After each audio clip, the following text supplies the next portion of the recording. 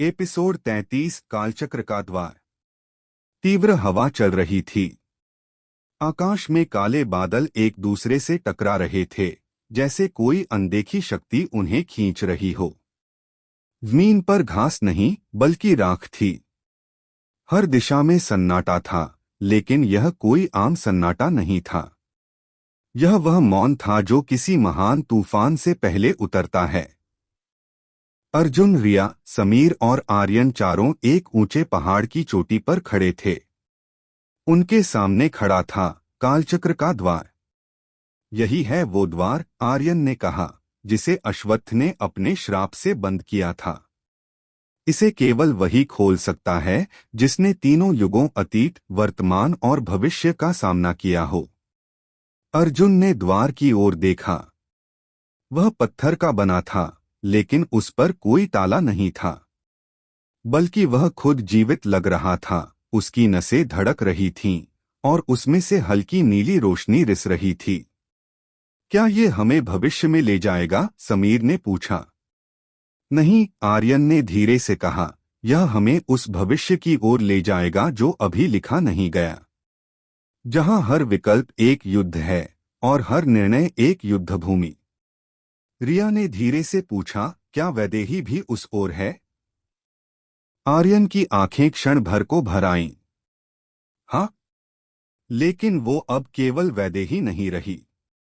वह अब समय की आत्मा बन चुकी है। चारों ने अपने अपने दिल में साहस समेटा और एक साथ द्वार की ओर कदम बढ़ाया। जैसे ही उनके पांव द्वार की जमीन पर पड़े, पूरी धरती कांप उठी। आकाश चीख उठा और द्वार की दीवारों पर जमी सैकड़ों साल पुरानी धूल उड़ने लगी। फिर एक गूंजती हुई आवाज आई, तुम्हारा समय अब तुम्हारा नहीं रहा। द्वार फट से खुला और उसके अंदर एक ब्लू स्पाइरल ऊर्जा लहरा रही थी, जैसे ब्रह्मांड का दिल वहां धड़क रहा हो। चलो, अर्जुन ने कहा। चारों उस ऊर्जा के भंवर में कूद गए। अगले ही पल वे एक ऐसी जगह पर थे जो धरती पर नहीं थी, लेकिन पूरी तरह से निर्जन भी नहीं। नीले आकाश में शहर तैर रहे थे। जमीन पर कोई पेड़ नहीं थे, बल्कि धातु से बने संरचनाएं थीं जिनसे जीवन निकलता दिखाई देता था। ये भविष्य है, समीर ने हैरानी से कहा। नहीं, रिया ने फुसफुसाया, ये तो जैसे किसी और सभ्यता का प्रतीक लग रहा है। और तभी हवा में से एक मानव जैसी आकृति प्रकट हुई।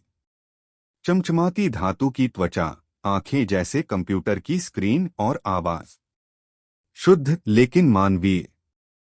मैं हूं X9, समय के संतुलन का संरक्षक। हम यहाँ क्यों आए हैं? अर्जुन ने पूछा। X9 की आंखों में नीली लहरें दौड़ने लगीं। क्योंकि तुम्हारी दुनिया की आत्मा, वैदेही, अब हमारे समय में कैद है। और उसके साथ कैद है कालदूत का उत्तराधिकारी।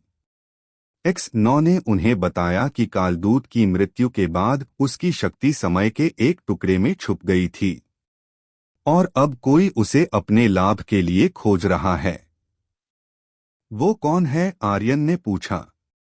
X9 ने चुपचाप अपनी हथेली खोली।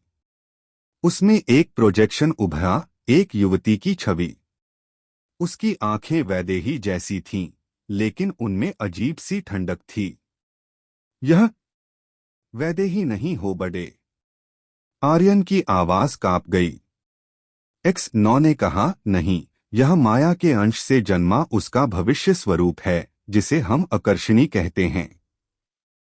अगर वह समय के टुकड़े तक पहुंच गई, तो वह पूरे ब्रह्मांड को अपनी मर्जी से मोड़ सकती है।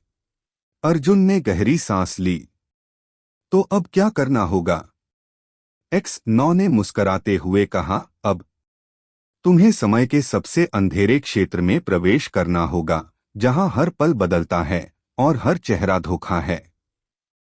अगले एपिसोड में आकर्षणी का खेल और वैदेही की पुकार।